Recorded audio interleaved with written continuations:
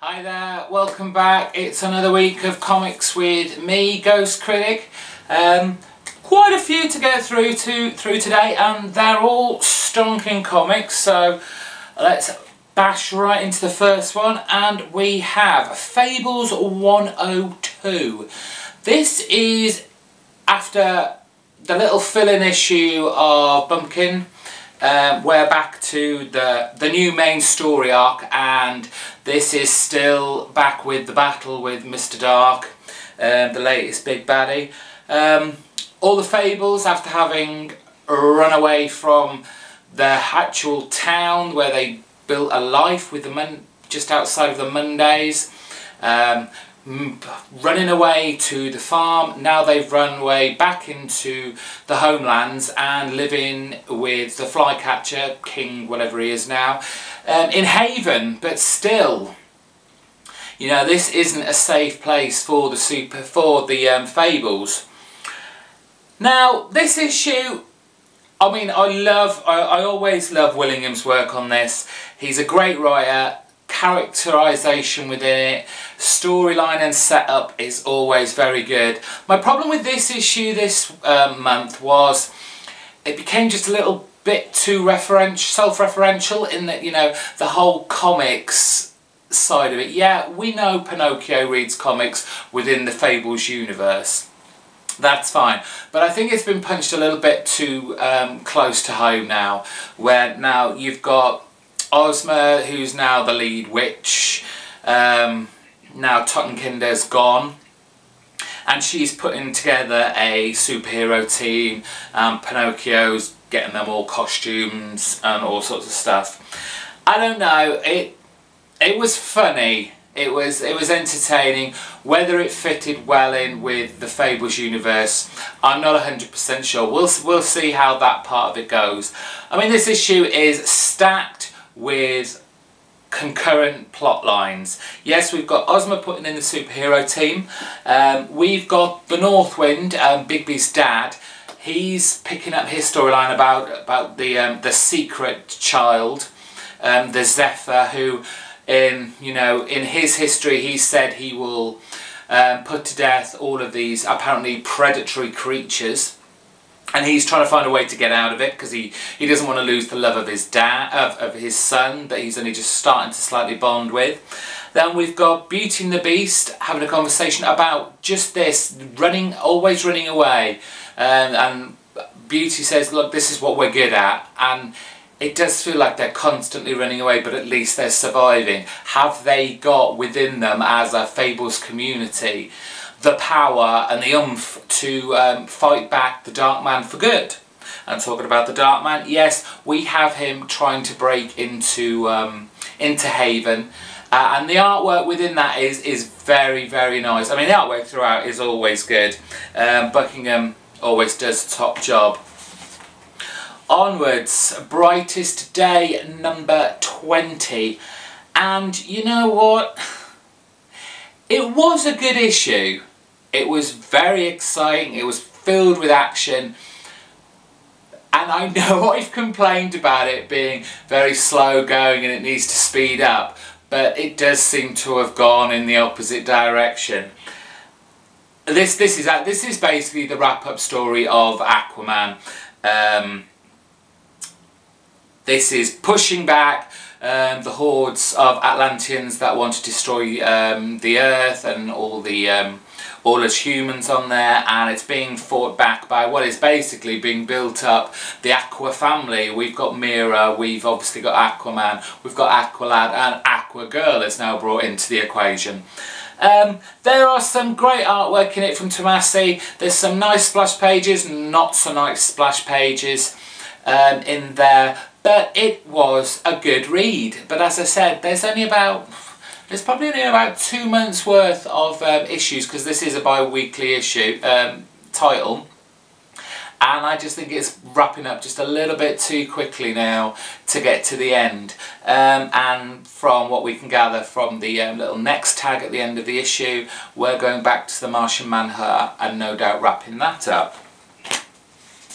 Next, Green Lantern number 62, and we're finally back with the battle between Green Lantern and Krona, which is all very colourful, very nice, again, from Doug Mankey.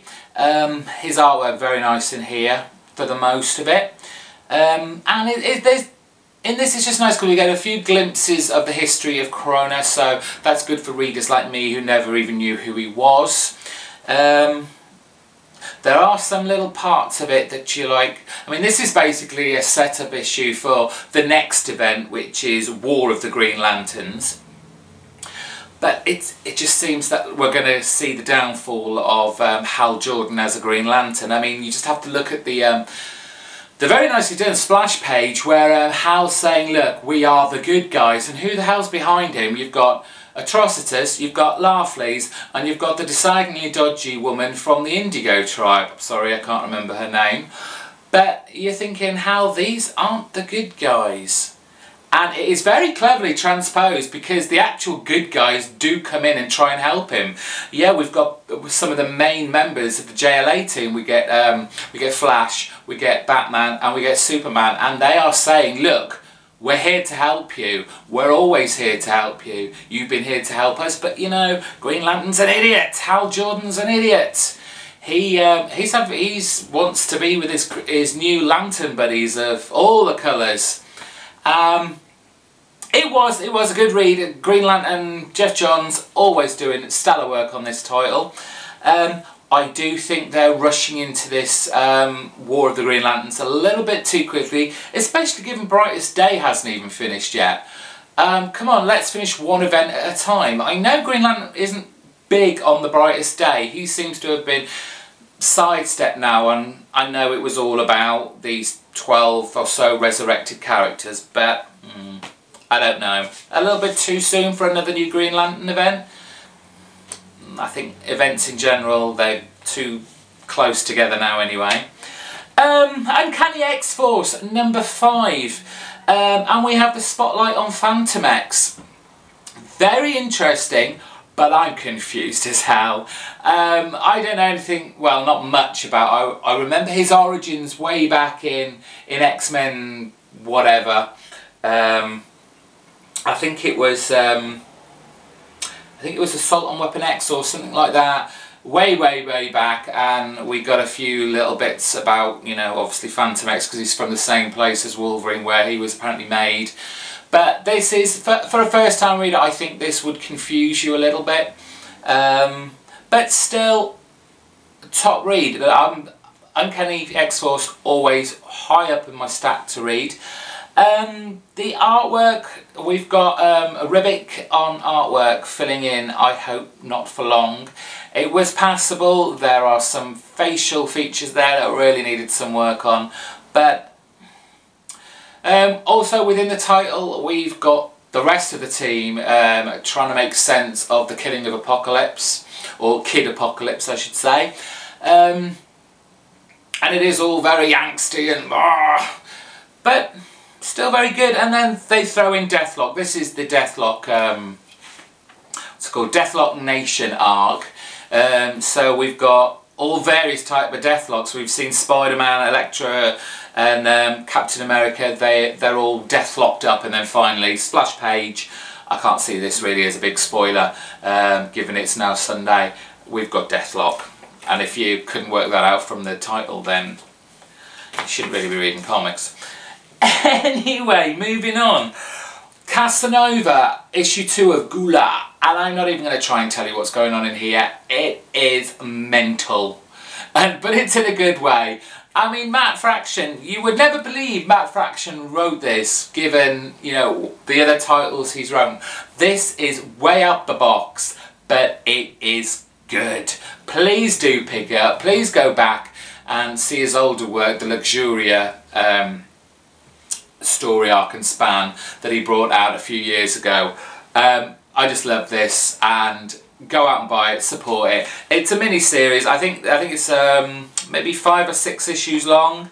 It's mental. It's very adult. There's nudity, there's lesbianism, there's sex galore, but it's great. It really is a fun read. And finally, a title I've not picked up in years and years and years. But given these 0.1 episodes they're throwing in, I thought I'd give this a go, and my God, was I not disappointed. This is my pick of the week, and it is Amazing Spider-Man 654.1. For an issue that didn't really have Spider-Man in it, this was a stonking read. It's very Mission Impossible. We've got, spoiler, just waiting, have you gone? No, you're gonna know. The new Venom, it's Flash Thompson. This doesn't sound all too bad really when you start reading it, because again, you guys may already know this, I'm only just finding this out, but the government, the FBI, whatever, the army, have the Venom suit now, and they are using Flash Thompson to use the suit to do all these missions, these secret missions. Apparently he can only keep it on for so long before it has to be ripped off him, before it fully soaks into him and he becomes bad Venom. Hello?